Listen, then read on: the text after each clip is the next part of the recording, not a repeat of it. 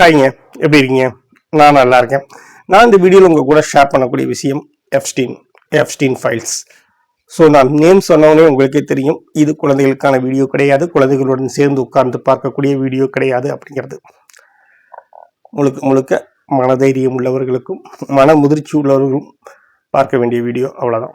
ஒரு மனுஷனுடைய கருப்பு பக்கங்கள், அவனுடைய அசிங்கங்கள், அவனுடைய வக்கரங்கள், இதை பற்றி மட்டும்தான் இந்த வீடியோ பேச போகுது.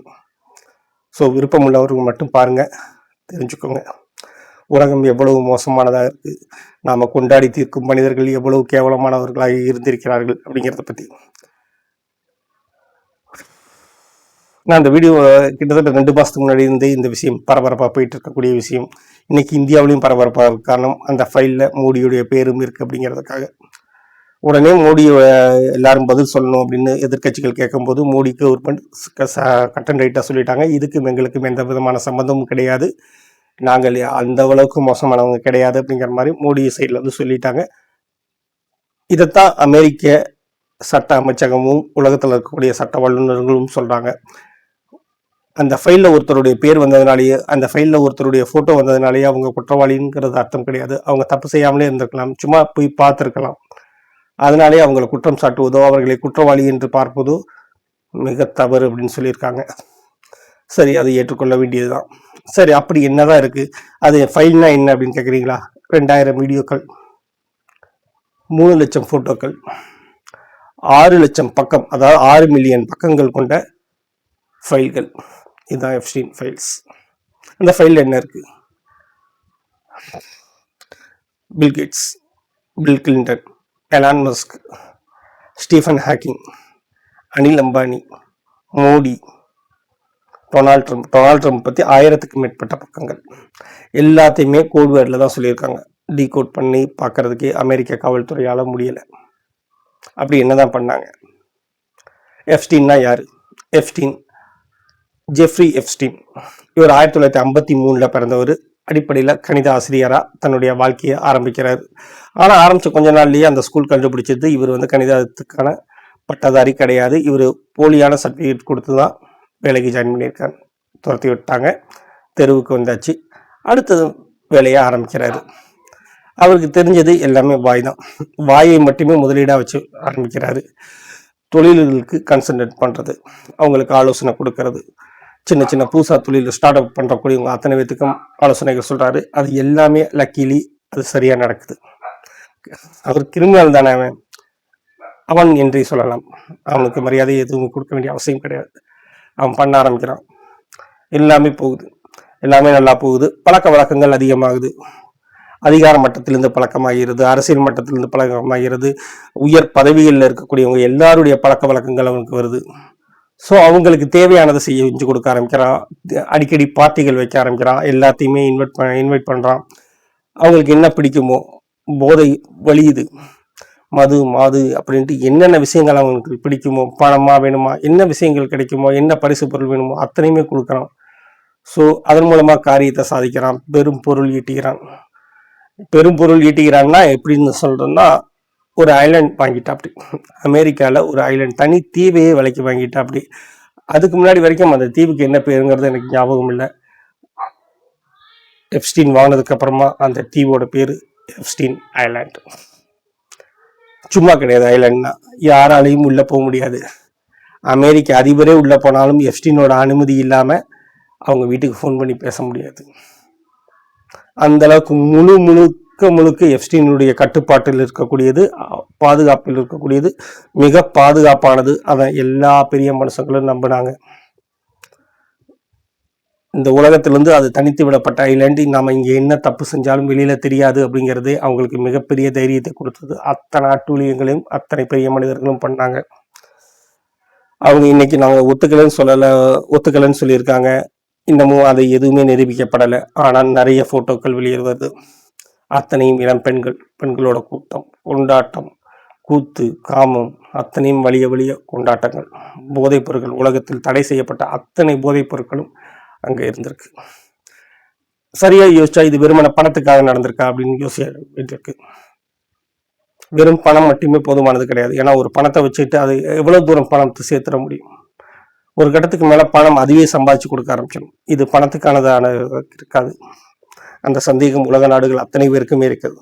இது அதிகாரத்துக்கானதா இருக்கும். எந்த ஆயுதத்தை எந்த போர்ல பயன்படுத்தணுங்கிறது இருக்கு. எந்த நாடு எந்த நாட்டோட வர்த்தகம் செய்யணுங்கிறதுல இருக்கு. அத்தனை மிரட்டல்களும் இதற்குள்ள இருக்கு. பழக்க வழக்கத்தின் காரணமாக செஞ்சு கொடுத்தவங்க இருக்காங்க. அது போக இந்த மாதிரி ஃபைல்ஸ் வர்றதுக்கான காரணம் என்னன்னு கேட்டிங்கன்னா, அத்தனை பேருடைய அந்தரங்கங்களும் படம் பிடிக்கப்பட்டிருக்கிறது அவர்களுக்கு தெரியாமலேயே. இல்லை அவங்க ஃபோட்டோக்கு போஸ்ட் கொடுத்துருந்தாலும் அது சாதாரணமாக ஜஸ்ட் லைக் தட்னு கடந்திருக்காங்க. பட் அந்த ஃபோட்டோக்கள் எல்லாமே நிரந்தரமாக பதிவு செய்யப்பட்டிருக்கிறது. அதுதான் இன்னைக்கு பிரச்சனையா. ஏகப்பட்ட கேள்விகள், பதிலே இல்லாத கேள்விகள் நிறைய இருக்கு. 2008 பாலியல் தொழிலாளியா நிறைய பேர், நிறைய அரசு அதிகாரிகளுக்கு, நிறைய அரசியல்வாதிகளுக்கு, நிறைய தொழிலதிபர்களுக்கு பெண்களை சப்ளை பண்றாங்க அப்படிங்கிறக்காக 2008 கைது செய்யப்பட்ட எப்ஸ்டீன் அடுத்த 13 மாசத்துலயே ரிலீஸ் ஆயிடுறான். அப்படி அதுக்கப்புறமா தான் அவனுடைய தொழில் குடிகட்டி பறக்க ஆரம்பிக்குது. உலகத்தில் உள்ள அத்தனை பேர்த்தையும் இது பண்றாங்க. எந்த நாட்டில் எந்த அரசாங்கம் வரணுங்கிறது வரைக்கும் தீர்மானிக்கக்கூடிய பார்ட்டிகளை உருவாக்குகிறார். அந்த பார்ட்டிகளில் பார்த்தீங்கன்னா 2009 கேபிட்டல் ரிமோச் அப்படின்னு சொல்லக்கூடிய ஒரு மாடல் போயிருக்காங்க. ஒரு எலைட் பார்ட்டி, அந்த அங்கே நடக்கிற பார்ட்டிங்கிறத அவங்க சொல்லவே இல்லை. நான் ஒரு எலைட் பார்ட்டிக்கு போனேன், அங்கே உலகத்தில் உள்ள பெரிய மனுஷங்கள்லாம் இருந்தாங்க, அங்கே குழந்தைகளின் மாமிசம் பரிமாறப்பட்டது, நான் அலறி அடிச்சுட்டு வந்துட்டேன், அவ்வளோ ஒரு பணது அப்படின்னு சொல்லியிருக்காங்க. இப்போ அதில் எப்ஸ்டீன் ஃபைல்ஸில் பீட்சா அப்படிங்கிற ஒரு வார்த்தை வருது. அது குழந்தைகளின் மாமிசமாக இருக்கலாம் அப்படின்னு அமெரிக்க காவல்துறை டீகோட் பண்ணியிருக்காங்க. எவ்வளோ கொடுமை பாருங்க. அதுவும் அங்கே பாலியல் தொழிலாளிகளாக குழந்தைகளை பயன்படுத்தியிருக்காங்க. 6 வயசுலேருந்து 13 வயசு வரைக்கும் இருக்கக்கூடிய சிறுமிகளை பயன்படுத்தியிருக்காங்க. எந்த விவரமும் தெரியாமல் பணத்துக்காக பண்ணுறோமா எதுக்காக பண்ணுறோம் கூட எதுவுமே தெரியாமல் பாலியல் அடிமைகளாக இருந்திருக்காங்க. டொனால்ட் ட்ரம்போட மசாஜ் சென்டரில் வேலை பார்த்துட்டு இருந்த ஒரு பொண்ணை எப்ஸ்டீன் தன்னுடைய ஐலாண்டு கூட்டிகிட்டு போயிருக்காரு. அடுத்த 3 வருஷம் பாலியல் தேவைகளுக்காக கொடுமைப்படுத்தியிருக்காங்க. அந்த பொண்ணு புகார் கொடுத்த பிறகு அடுத்து 24 மணி நேரத்தில் 80 பொண்ணுங்க புகார் கொடுத்துருக்காங்க. அப்போனா அவருடைய குற்றத்தின் வீச்சு எவ்வளோ பெரியதாக இருக்கும். தொடர்ச்சியான அழுத்தங்கள், அமெரிக்க மக்கள் வீதிக்கு போராடினதுக்கு அப்புறமா 2019 கைது செய்யப்படுறாரு. அப்போவும் அவர் பேரில் வேற எந்த அரசியல் மோசடிகளை பற்றியும் கைது செய்யலை. பாலியல் தொழில் செய்ததுனால கைது செய்யணும் அப்படிங்கிற பேரில் கைது செய்கிறாங்க. அப்போவே சிறையில் இருக்கும்போதே சொல்கிறாரு, நான் இறந்து போகிறக்கான வாய்ப்புகள் நிறையா இருக்குது, நான் வெளியில் ரிலீஸ் ஆனேன்னா தங்களுடைய ரகசியங்கள் வெளில வந்துட்டு எந்த பெரிய மனுஷனாலும் என்னை கொன்றுவாங்க அப்படிங்கிற மாதிரி சொல்கிறாரு. ஆனால் அடுத்த 1 மாதத்துலேயே அவர் அந்த ஜெயிலில் சூசைட் பண்ணிட்டார். சூசைட் பண்ணிட்டு தான் ரெக்கார்டு பதியப்படுது.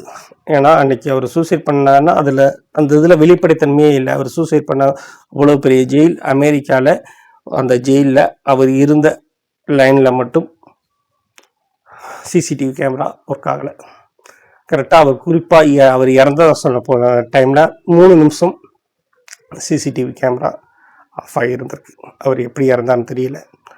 ரஷ்ய டைப்பில் இருக்கக்கூடிய கொலைகள் அப்படின்னு சொல்லுவாங்க. அதிகார மட்டத்தில் இருக்கக்கூடியவங்க கூட பழகுனா கடைசியில் அவங்களுக்கு இதுதான் நடக்கும் அப்படிங்கிறது ஒரு இது.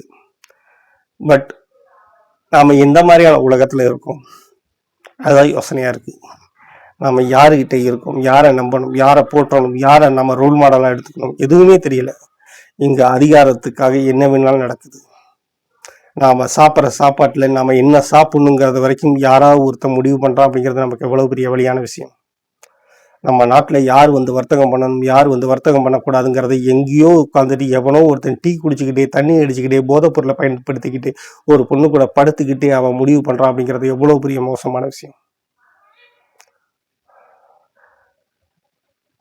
வெறுமனை அவனை சாதாரணமாக சொல்ல போனோம்னா அவன் ஒரு கேவலமான ஜீவனா, எல்லாத்தையும் எல்லாருக்கும் ஏதாவது பண்ணி கொடுத்து அது மூலமாக ஒட்டுண்ணியா சதைகளை உறிஞ்சி ரத்தத்தை உறிஞ்சிட்டு இருக்கக்கூடிய ஒரு மனுஷனை நம்பி உலகத்தின் அதிகாரம் நம்ம அதிகாரத்தை கொடுத்தவங்க எல்லாரும் போய் அங்கே நிற்கிறாங்கன்னா அப்படி என்ன தேவைகள் இருந்திருக்க போகுது?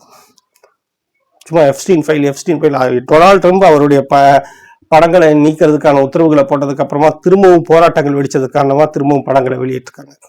அத்தனையும் குட்டி குட்டி பொண்ணுங்க கண்ணுக்கு தெரிஞ்சு இவ்வளவுதான். நம்ம அதை கற்பனையை யோசிச்சு பாருங்க, எவ்வளவு பெரிய ஒரு மோசமான ஒரு கருப்பு உலகத்துல அவங்க வாழ்ந்திருப்பாங்க. அங்க என்னென்ன முடிவுகள் எடுக்கப்பட்டிருக்கும், என்னென்ன ஆயுதங்கள் விற்கப்பட்டிருக்கும், எந்தெந்த போர் தகவல்கள் பரிமாறப்பட்டிருக்கும், எந்தெந்த அரசாங்கங்கள் கவிழப்பட்டிருக்கும், எந்த இராணுவ ரகசியங்கள் பரிமாறப்பட்டிருக்கும், எத்தனை கேள்விகள் இருக்கும். அத்தனை கேள்விகளுக்கும் யார் பதில் சொல்ல போறாங்க? வந்தாலே 2019 இறந்து போயிட்டா. அப்படி கிட்டத்தட்ட 6 வருஷம் அமெரிக்காவிலையும் போராடி தான் இப்போ ஒரு சட்டம் கொண்டு வந்திருக்காங்க. இதை வெளிப்படைத்தன்மையோடு இருக்கணும் அப்படிங்கிறக்காக எப்ஸ்டீன் 2025 ஒரு சட்டம் கொண்டு வந்திருக்காரு. உலகம் ஃபுல்லாகவே தவறு செய்தவர்கள், மேல்மட்டத்தில் உள்ளவர்கள் தப்பித்துக் கொள்கிறார்கள். பிட் பாக்கெட் அடிக்கிறவனும் பிளேடு போடுறவனும் மட்டும்தான் ஜெயிலுக்கு போகிறான். இது என்ன மாதிரியான உலகம், என்ன மாதிரியான நீதி, என்ன மாதிரியான அரசியல், என்ன மாதிரியான ஜனநாயகம்? நாம் பாதுகாப்பாக தான் இருக்கோமா அப்படிங்கும்போது கேள்விக்குறி மட்டும்தான் வருது. உங்களுக்கு இந்த வீடியோ பற்றின கருத்துக்களை கண்டிப்பாக சொல்லுங்கள். நான் காத்துட்ருக்கேன். நன்றி. நம்ம இன்னொரு வீடியோவில் சந்திப்போம்.